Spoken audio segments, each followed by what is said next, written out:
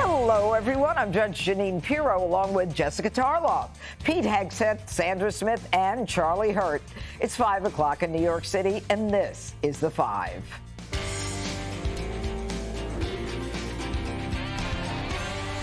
A huge final night at the RNC. Hulk Hogan bringing down the House by revving up Trump-a-maniacs after ripping his shirt off. And Kid Rock serenading the crowd with a pro-Trump twist on his hit song. There's so much more on that, but first, Donald Trump meeting the moment during his big night at the RNC, the former president delivering a heartfelt message of unity just days after dodging a bullet. Trump sounding like a changed man as he recounted his bone-chilling brush with death.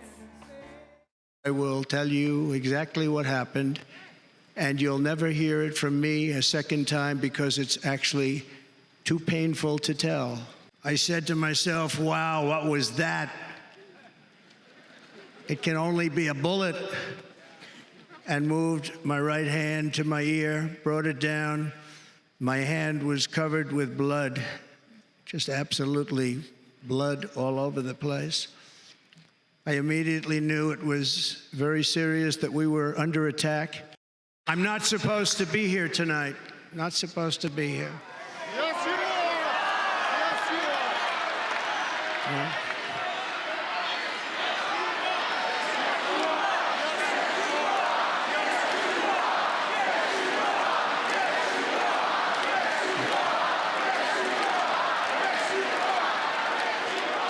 Thank you.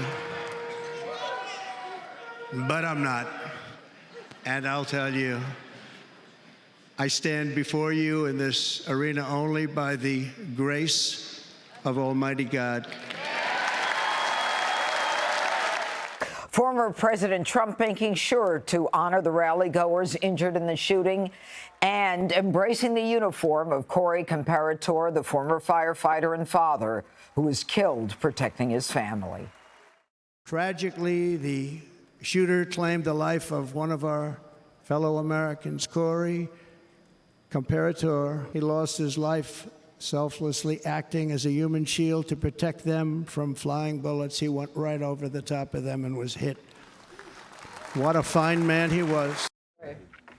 And since it was a convention speech, Trump had to take at least one swipe at the current commander-in-chief. If you took the 10 worst presidents in the history of the United States, think of it, the 10 worst, added them up, they will not have done the damage that Biden has done. Only going to use the term once. Biden. I'm not going to use the name anymore, just one time. The damage that he's done to this country is unthinkable. You know, I want to start with kind of a unity quote when he talked about, and I'll start with you, Pete, the fact that he was a president for all the country, not half the country, and how that sat, and when you juxtapose it against Joe Biden saying, you know, those horrible MAGA followers. Well, even his response from Joe Biden included something like the dark address that Donald Trump gave. I mean, when you have that kind of brush with death, which the president did, it gets you in touch pretty quick with your humanity. And I think that phrase, I'm not supposed to be here, was a very honest one. And the crowd saying, yes, you are. And he again said, no, I'm not. I'm only by the grace of God. So you saw that humanity. You saw that unity on display. I think the moment with Corey Comparator, where he went up to the uniform, and I thought he was going to salute, but he went around and kissed. I mean, it was clearly something that has affected him.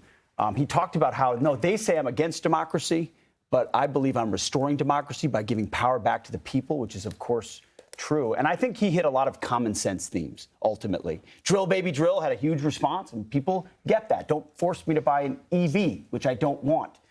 There's a huge contrast. The tips, I love the story about where he got the idea from, a waitress. And by the way, after the speech, I was talking to our bartender, and he said, that's exactly right. Nobody carries cash anymore. All our tips are taxed. This is going to be huge for him. And it was just, ultimately, I remember the Trump team saying, we want to display strength. Alpha versus beta, masculine versus effeminate, normal versus weirdo.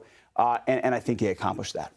You know, the quote, Sandra, that he wasn't supposed to be here tonight, when you talk about how this convention was so different from all the others. I've been to 5, but the idea of divine intervention and the fact that he wasn't supposed to be here and that there's almost a hand of God involved, that really spoke to a lot of the Trump followers. The heartfelt messages that he put out last night had to have touched a lot of people.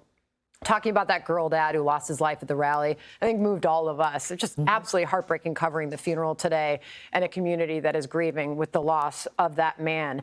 I think perhaps one of the best things that I've heard after last night's speech is Van Jones' reaction on CNN. You've probably seen this by now, former Obama advisor. He said of the excitement last night as the president was giving that speech and at the RNC in general, felt like Obama 2008, Jessica. Right. There's something happening, he said. He described the spirit and the energy that he felt being there at the Republican National Convention.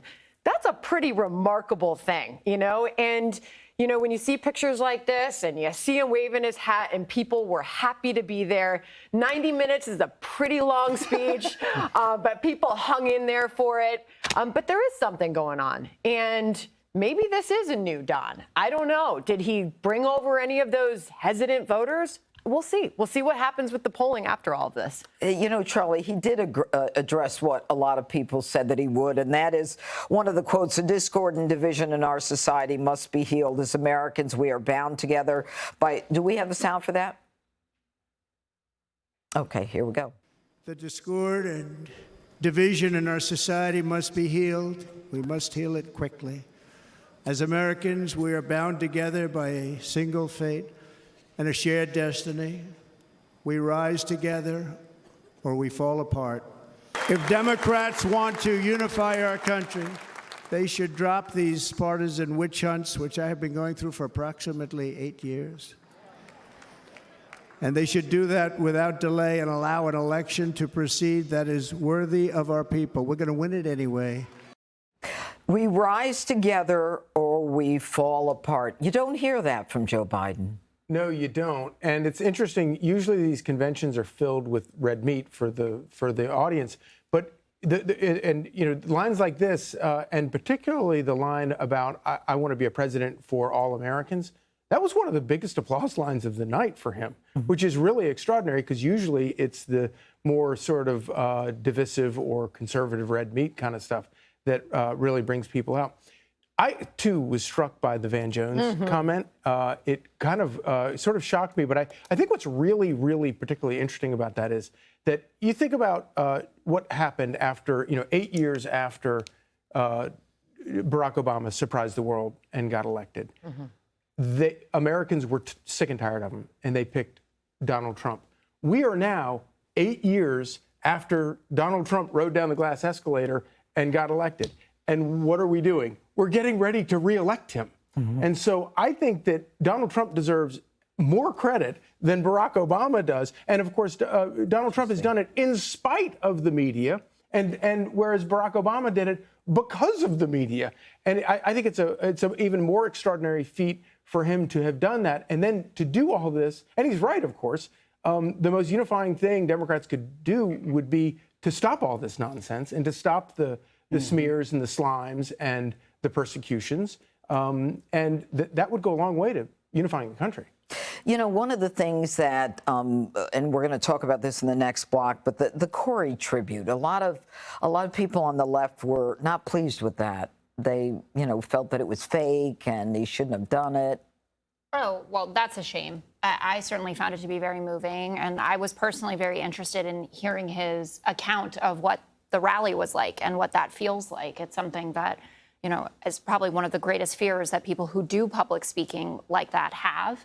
And I thought that was really meaningful for the country to hear. But the rest of the speech was a complete departure from that first 3 minutes of Donald Trump. So the original speech, and we had copies of it, so we're reading along, and I was there on the floor, and I had never seen Donald Trump live, by the way, and I'm glad that I was able to experience that. But so the speech was supposed to be 3,000 words, and he went 12,000 words. So that's 9,000 words worth of ad-libbing.